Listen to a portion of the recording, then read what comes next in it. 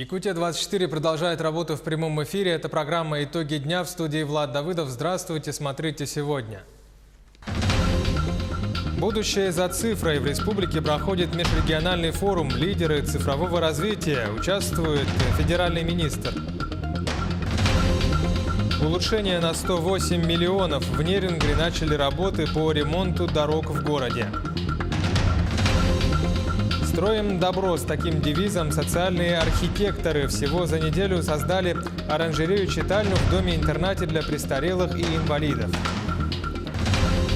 Слоны и тигры. В Якутске артисты из 5 стран мира отрепетировали программу в преддверии большого шоу-представления.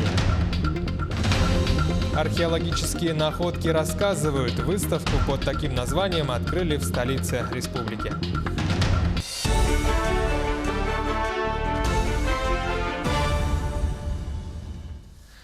Для Якутии цифровизация – это шанс встать вровень с другими регионами, преодолеть трудности, связанные с большими расстояниями. Об этом сказал глава республики Айсен Николаев на межрегиональном совещании «Лидеры цифрового развития». Мероприятие проходит в Хангаласском районе. Принимают участие около 200 человек.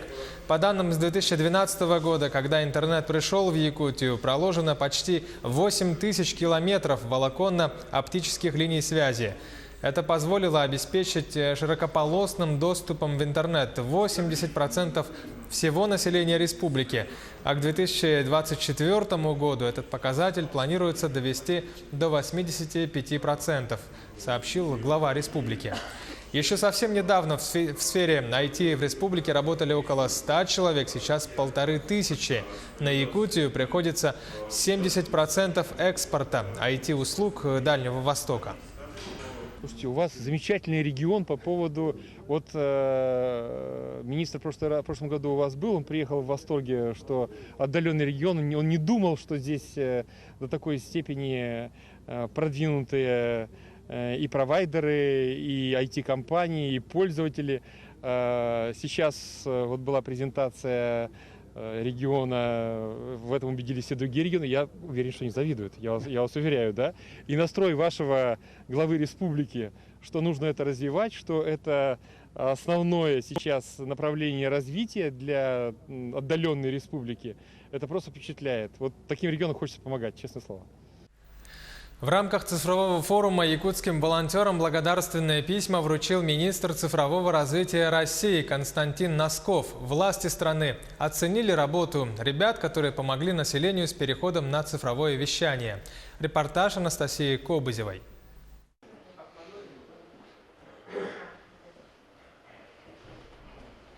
Самолет только приземлился в Якутске, и перед тем, как отправиться на совещание, лидеры цифрового развития Константин Носков выполнил важную миссию. Наградил лучших волонтеров республики. Более 600 добровольцев по всему региону помогали населению переходить на цифровое вещание.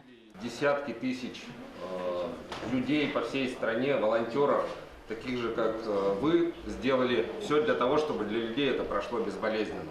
Действительно, у нас очень качественно идет проект по переходу на цифровое телевидение. Уже больше 100 миллионов человек сейчас живут в цифре. 6 лучших волонтеров Якутии получили благодарственные письма от Министерства цифрового развития России. Среди них и Егор Сидоров. Молодой человек помог подключить цифровое ТВ десяткам человек. Работу проделал огромную, но вот только говорит об этом очень скромно. В основном пожилым людям. 30-40 примерно. Вы считаете, что вы сделали хорошее дело? Да, хорошее дело. Помогали. Более 2000 заявок поступило в Центр по работе с волонтерами. Добровольцы работали по всей Якутии. Только в столице региона их было больше 100 человек. Основной поток заявок был в городе Якутске. Там более 700 заявок. Справились, волонтеры все отработали. В каждом районе, в каждом на слегу был волонтер. Приятная миссия выполнена, благодарственные письма у всех на руках и напоследок напоминание от министра. Не забудьте занести все в трудовую книжку. Сейчас цифровое телевидение доступно 95% жителей республики. Это большая работа как правительства региона, так и добровольцев. Анастасия Кобызева, Павел Пахомов, Якутск. В Нерюнгринском районе после планового ремонта возобновили подачу горячей воды. За период ремонтных работ энергетики заменили запорную арматуру на магистральных тепловых сетях, провели экспертизу трубопроводов тепловой сети, также переложили 1,5 километра трубопровода. Ремонт завершили на 3 дня раньше срока, благодаря чему подача горячего водоснабжения уже восстановлена в городе Нерюнгри, поселках Беркакит и Серебряный Бор. А в поселке Чульман работы продолжаются по замене и ремонту теплофикационного оборудования, чистке дымовых труб и газоходов и перекладке нескольких километров магистральных тепловых сетей и трубопроводов. Ожидается, что горячее водоснабжение там восстановят 15 августа. Жильцы частного сектора в Мирнинском районе бьют тревогу. За 30 лет своего существования поселок в разы расширился, вместе с тем возросло и количество проблем. Например, гнилой водопровод. Сюжет Марии Урцевой. Недавно жители частного сектора микрорайона Заречный отметили его 30-летие. За эти годы муниципальные власти частично заасфальтировали здесь дороги, обновили лыжную базу, установили спортивную площадку и провели новое уличное освещение. Но, по словам жителей, есть и проблемы. Я переехал в Заречный из поселка Айхал в 2015 году. Проблемы, которые выявляются за эти 4,5 года, они видны. Дело в том, что здесь магистрали уже все гнилые. В прошлом году ПТВС обещала, запланировала в 3-м квартале, но ремонта не произвели, обещали в этом году. Но, как отвечают нам по ПТВС, тоже средств нету, так как в эту зиму входить мы будем опять с аварийными трубами. Жители частного сектора говорят, каждую зиму трубы прорывает. Из-за этого затапливает дворы, дома и дорогу. Сейчас в данный момент заключается договор с подрядной организацией на замену данного участка трубопровода. Ну и судить по состоянию изоляции, вообще в целом состоянию трубы, маленько некорректно, потому что сейчас идет только подготовка к зиме, все работы еще только в разгаре, грубо говоря. По окончании будут уже все работы доведены до конца, изоляция закончена, трубопроводы поменены где нужно. Предприятия тепловодоснабжения уверяют, обращения жителей без ответов не остаются. А проблемы с водопроводом часто возникают в зоне ответственности самих владельцев. Согласно акту разграничения, у нас есть, это является приложением к договору. По данным участкам сетей жильцы очень часто не заключают договора с обслуживающей организацией. Трубы приходят в негодность, никто за ними не следит, естественно, частые утечки, за ними их никто не устраняет. Бывает, и мы выезжаем, и на чужих сетях проводим какие-то ремонтные работы, для устранения каких-то вещей, которые требуют неотлагательного вмешательства. Также, по словам главного механика предприятия тепловодоснабжения, водопроводную магистраль удлинят для того, чтобы к ней присоединились жители новых домов. Заречненцы озвучивают и другие проблемы. Отсутствие тротуара до города, асфальтирование дорог в микрорайоне, обустройство зоны отдыха на берегу реки Ирилях. Также у нас в Заречном имеется наша самостоятельно построенная спортивная площадка, где играют наши дети. Конечно, хотелось бы, чтобы на нее тоже внимание обратили, чтобы сделали хотя бы либо детскую, либо волейбольную. Там уже все скомбинировать же, сейчас технологии хорошие. Прежде чем построить что-то, необходимо определить участок. Это раз. Второе, участок должен быть удобен для всех, потому что построить площадку на окраине и добираться до нее 1,5 километра тоже никому не интересно будет. Зачем нужны такие денежные вложения? Директор управления жилищно-коммунального хозяйства говорит, что микрорайону в последнее время уделяют достаточно внимания в части благоустройства. Заложены средства на асфальтирование улиц микрорайона, также тротуар от улицы Амосова до Соболева. А вот проект зоны отдыха на берегу реки Ирилях приостановлен из-за отсутствия финансирования по федеральной программе формирования комфортной городской среды. Городские власти говорят, что и сами жители поселка не должны надеяться только на муниципалитет, а обращаться самим. Предложения о том, что нужно сделать в первую очередь, ждут от самих жителей. Эти инициативы могут включить соответствующие муниципальные программы. Мария Урцева, Артур Голиков, Антон Каханский, телеканал «Алмазный край». В Нерюнгри на неделе начали капитальный ремонт улицы Карла Маркса. Работы проходят по программе развития Нерюнгри как моногорода. Согласно проектно-сметной документации, ремонт обойдется на сумму в более 108 миллионов рублей. 90 миллионов берет на себя бюджет республики. Кроме того, сообщается, что ямочный ремонт в городе выполнен на 80%. С основных дорог работы перешли на дополнительные и внутриквартальные. Также продолжается замена бордюрного камня по улице Дружбы народов. Первоначально будут делаться тротуары, также разбираться основное полотно и замена бордюрного камня.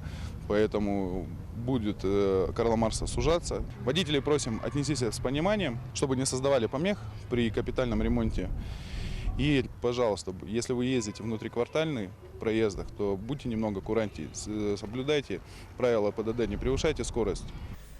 Дороги Вилюйска – самая обсуждаемая тема недели. Ответов по ремонту дорог почти никаких, а вопросов становится все больше. В том числе речь идет о благоустройстве города. Репортаж Евгения Тайтонова. Город Вилюйск – один из старейших городов Сибири и Дальнего Востока. Он был образован в 1634 году. Здесь, на улице Чапаева, тротуар, уложенный плиткой и ограждением протяженностью 200 метров. Яркая скамейка, переполненная мусором урна – практически единственное созданное условие для пешеходов города, численность которых составляет 11 тысяч человек. А в остальной части города невозможно разобрать, где заканчивается дорога и где начинается пешеходная зона. Сплошной песок и бездорожье. Жители настолько устали от такой ситуации, что согласны даже на деревянные тротуары. И это в 21 веке. Мы очень хотим, чтобы сделали не только дороги для автомобилей, но тротуары для пешеходов. Ну, такие соответствующие. Если даже не плиточные, то можно, например, хотя бы из деревянных досок или из других подручных материалов. Стоит немного пройтись по городу, и в глаза бросается еще один недостаток. Мусор разбросан повсеместно, и этому есть вполне логичное объяснение – отсутствие урн. Куда я могу выкинуть мусор? Мусорный бак. А где она? В центре. Вот сейчас вот здесь пройдете, и вам некуда выкинуть. А вот в центр, пожалуйста, там, конечно, и урны оборудованы. А где у вас тут мусорка? Какая мусорка? Урна. Получить ответы на вопросы про ремонт дорог и благоустройство города мы решили у мэра Нургустана Афанасьева. Давать каких-либо комментариев он отказался. Как оказалось, у градоначальника не только тяжелый взгляд, но и тяжелая рука. Далее классический для мэра сценарий – заявление в полицию. Всю эту абсурдную ситуацию прокомментировал и глава республики Айсен Николаев. Это, на мой взгляд, очень большая глупость со стороны руководителя муниципального образования. Я уж какие только ко мне люди не подходят, не рвутся и так далее, но чтобы там задерживать, там какие-то вещи делать, у меня даже в уме нету, тем более представители средств массовой информации. Поэтому, конечно же, это неправильно. Ну и, конечно же, главную оценку все равно действиям главы муниципального образования должны давать жители, которые его в свое время избрали. Мы в любом случае расходование средств местных бюджетов, которые в основном финансируются за счет дотаций из республиканского бюджета, а бюджет как раз Вилюйского района, он в основном из этих средств состоит. Конечно же, всегда проверяем, и в данном случае, конечно же, особенно после таких резонансных событий, этому будет дано, соответствующее поручение тоже будут даны.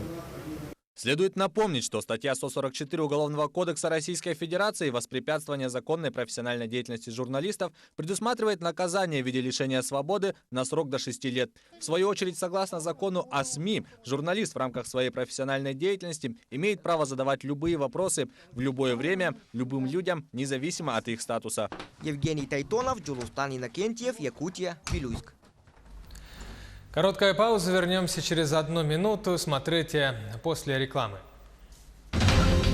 Строим добро. С таким девизом социальные архитекторы всего за неделю создали оранжерею в доме-интернате для престарелых и инвалидов. «Слоны и тигры» в Якутске артисты из 5 стран мира отрепетировали программу в преддверии большого шоу-представления. Археологические находки рассказывают. Выставку под таким названием открыли в столице республики. Якутия-24, программа «Итоги дня». Продолжаем выпуск. Выставку под названием «Археологические находки рассказывают» открыли в столице республики. Представлены экспонаты Якутского музея имени Ярославского и музея города Якутска. Кристина Якупова подробнее. Уникальные находки, рассказывающие о жизни наших предков. В витринах ювелирные украшения, якутские одеяния, монеты, посуда, инструменты. Но самое интересное и необычное – личные вещи из гробниц легендарных исторических личностей Якутии. Это те коллекции, которые формировались в течение 20 века, начиная там еще с дореволюционного периода, раскопки археолога Стрелова, раскопки известных якутских археологов Дьячковского, Бало, Новгородова, сотрудников нашего музея, 30-е, 40-е годы, 50-е, 60-е – это Константинов. Это в основном раскопки древних захоронений. Погребения заключают в себе большой объем информации. По найденным вещам можно подробно изучить историю и культуру древних народов. Один из центральных экспонатов этой выставки – это вот элементы старинной якутской одежды, найденных в захоронениях XVIII века, которое вот дает наглядное представление о том, как вот, настоящая якутская национальная одежда выглядела в старину. Другая часть выставки – история под ногами. Останки берестяной, керамической посуды, деревянный нож, шахматная фигурка. Так называемые потерянные вещи притягивают особое внимание исследователей. А здесь представлены результаты археологических раскопок, проведенные на месте бульвара Учителя. Всего было вскрыто 300 квадратных метров площади и собрано 2806 единиц находок, рассказывающих о повседневной жизни горожан 17-19 веков. Все древние экспонаты обычно хранятся в закрытом фонде, но у жителей и гостей нашего города есть уникальная возможность увидеть их своими глазами до 1 октября. Кристина Якупова, Георгий Григорьев, Якутск. Оранжерею-читальню построили в Республиканском доме-интернате для престарелых и инвалидов. Проект реализован силами молодых архитекторов, дизайнеров, волонтеров и строителей. Оранжерея стала объектом социально ориентированной архитектуры, одно из новых направлений строительного искусства сегодня. Сюжет Саргаланы Федоровой. Строим добро. С таким девизом социальные архитекторы всего за одну неделю смогли возвести оранжерею. Здесь постояльцы могут не только отдохнуть, любуясь растениями, но и провести время в читальне с любимым автором. На данный момент на полках читальни уже можно насчитать десятки книг. Есть интересная литература на тему спорта, фольклора. Также появится художественная литература от классики до современности. И каждый желающий может внести свою лепту в пополнение библиотеки. Галина Уфимцева проживает в интернате уже 10-й год. Сегодня ее радости нет предела. Постоянно у нас солнцепек, лето жаркое бывает. Это вот июль нынче нас подвел. А вы вот нам помогаете, хорошо. Теперь хотя бы, может быть, месяц август будет. Посидим на свежем воздухе, чайку попьем. Спасибо, хорошее у вас. Новое место отдыха для постояльцев построили за счет спонсоров. Инициатор проекта – студентка Лондонского университета «Метрополитен» Майя Сивцева. Объект стал практической частью ее диссертационной работы на тему социокультурной инициативы через практику в условиях субарктического климата. Именно вот такая архитектура, которая строится простыми способами, строится для того, чтобы она была удобна, значит, это очень интересно и вообще это очень здорово, что она реализуется именно нашими студентами, жителями Якутии, которые получают образование за рубежом. Оранжерея представляет собой маленькую деревянную конструкцию. Все максимально просто, удобно и красиво. Основные материалы – дерево и поликарбонат. С ними легче и быстрее работать. Передаем эстафету. Хотим, чтобы новые студенты архитектурные, молодые специалисты тоже проявляли инициативу и строили такого подобного рода объекты. Такие объекты уже строятся в Лондоне, допустим, и в Германии. В России пока таких инициатив мало. По крайней мере, не слышали еще. Сегодня в интернате проживают 300 с лишним человек. В стенах учреждения активно начали реализовывать социальные проекты. В мае текущего года открыли компьютерный класс. Теперь постояльцы грезят о спортивной площадке. Саргалана Федорова, Павел Пахомов, Якутск. Артисты из 5 стран мира в Якутске покажут представление с участием разных животных. В преддверии шоу прошла открытая репетиция программы «Слоны и тигры». Сюжет Кристины Якуповой.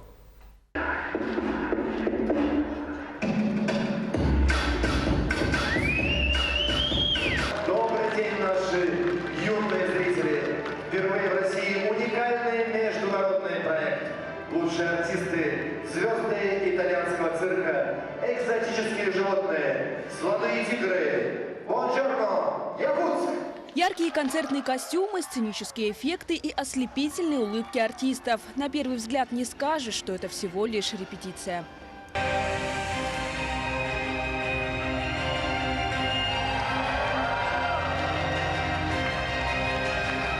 Звездные представители старейшей итальянской цирковой династии Тонии, братья Давио и Коррадо, демонстрируют мастерство дрессуры и истинный итальянский темперамент.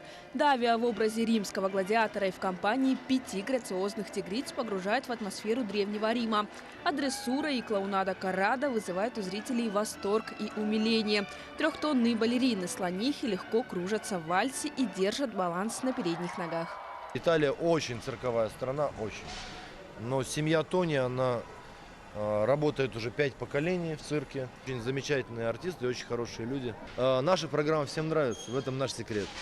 На арене представлена вся экзотика. Верблюды, зебры, крокодил, страусы, бизон и многие другие животные. А также удивляет своими исчезновениями и перевоплощениями потомственная иллюзионистка Мария Кох-Кугес. Это иллюзия. Мои родители создали этот номер. Я у них работала ассистенткой, артисткой балета, и уже 13 лет работаю сама. Какие-то трюки я сама исполняю, какие-то балет мой исполняют девочки. Это лишь малая часть удивительных сюрпризов, которые ждут якутян на шоу итальянского цирка. Труппа пробудет в столице региона до 20 августа. У каждого любителя цирка будет отличная возможность увидеть фееричное шоу своими глазами. Кристина Якупова, Павел Пахомов, Якутск. А в московский зоопарк привезли 2 больших панд впервые за последние 18 лет. Бамбуковый медведь – настоящее сокровище и символ Китая, которого за пределами Поднебесной можно увидеть лишь в нескольких странах. Повезло и России. Как панды обустроились на новом месте, хорошо ли питаются и почему их не пускают друг к другу? Репортаж нашего корреспондента в столице страны Максима Кардозу.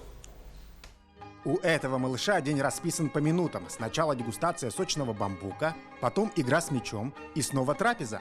Минутка медитации, а тут и до ужина лапой подать. В ожидании перекуса можно и картон попробовать, но, видимо, невкусно. Бамбук роднее. 2-й месяц за этим аттракционом наблюдают москвичи. Вот он, настоящий виновник очередей в московском зоопарке. Большая панда по имени Жуи. Там рядом находится еще и самочка Динь-Динь. И это не только редкие краснокнижные животные, это настоящие послы доброй воли. Их отправляют погостить только в дружественные страны. Ну а в том, что между Россией и Китаем сейчас настоящие партнерские отношения, сомнений нет.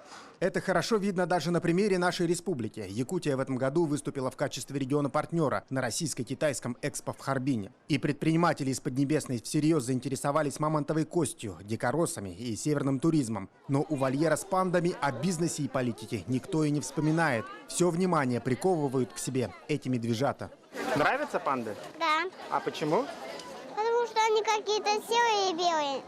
Умилительные. Мне кажется, вот лучше, мягче, добрее, вот нет ничего. Вот хочется, я не знаю, что хочется. Мы специально пришли сюда, заранее какие-то там сеансы рассматривали. Такой восторг легко понять. Живую панду можно увидеть только в 7 странах мира. Теперь еще и в России. Их тщательно оберегают. Популяция составляет меньше 2000. Причем Китай этих медведей никому не дарит, а лишь дает в аренду. Мальчик Жуи и девочка Динь-Динь должны жить в Москве 15 лет, а потом они обязательно вернутся на родину. В новеньких вольерах для панд предусмотрели все необходимое. Качели, помост, деревья, и жильцы уже вовсю показывают свои характеры. Интересно, мы пронаблюдали, что, например, Динь-Динь, она пьет из мисочки, куда вода наливается, а Жуи все равно он пьет из бассейна, так как настоящий мальчишка, поэтому очень любят кувыркаться. И когда Жуи выходит в свой вольер, у всех посетителей сразу «ах», потому что он такой очень любознательный, очень любит посетителей и такой добродушный парень. К приезду панд московский зоопарк готовился 2 года. Каждый шаг сотрудников регламентирован договором, прописано и спецменю. В него входит батат, морковка, можно немного яблок и особый хлеб из риса и кукурузы. И, конечно же, бамбук, который везут специально из Китая. Каждую неделю по 400 килограммов. 2 панды живут отдельно, и их разделяет вот эта толстая бетонная стена. Жуи и Динь-Динь по 3 и 2 года соответственно. И эксперты говорят, что это подростки, и встречаться им еще рановато. Нужно чуть-чуть подождать. Ну а пока медвежатам нужно смириться с расставанием и с этой непреодолимой преградой. Максим Кардозу, Виктор Олесов, Москва. Таковы итоги дня сегодня. Оставайтесь на канале Якутия 24. Всегда будьте в курсе. Всего доброго, хороших выходных. До встречи.